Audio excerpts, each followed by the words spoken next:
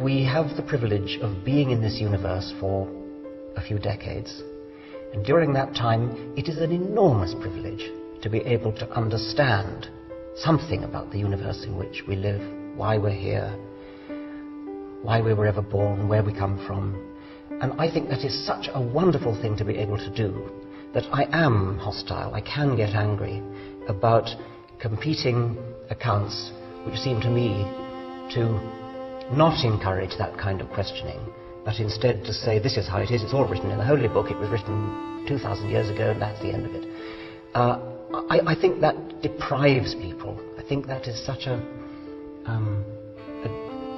belittling, a demeaning view of the universe, and I think it's tragic that children are brought up with that when they could be brought up in a more open-minded way. So that's one reason for the anger. The other reason it is that I do think that faith, unsupported by evidence, is a lethal weapon. Well, it doesn't have to be, of course it doesn't have to be, but it can be. It's a weapon because possibly unscrupulous people can get hold of often young men and use them as weapons, use them as human bombs. The only reason they can be deployed as human bombs is that they have been brought up from childhood onwards to believe implicitly, without question, that whatever the particular religion is, the details don't matter. The point is that they do believe that it is the will of God that they should detonate themselves and blow up a busload of people or blow up a skyscraper in New York. I don't think that any kind of reasoned argument would do that to people. And so I believe that religion, religious faith, is an enormously powerful psychological weapon.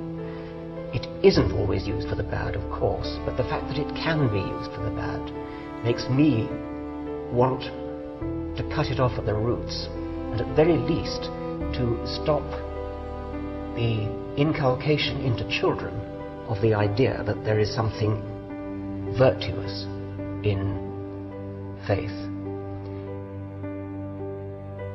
I'm very concerned with the way children coming into the world innocent and knowing nothing are taken over by the religion of whatever culture they happen to be born into. It doesn't happen to everybody, but it's very common. And so you see children being labelled.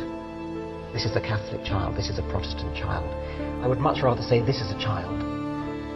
Perhaps you could say this is a child of Catholic parents, or this is a child of Protestant parents. But to tie a label around a tiny child, this is a Catholic child, when the child is clearly too young to know what it thinks about the transubstantiation, or whatever it is that differentiates Catholics from Protestants,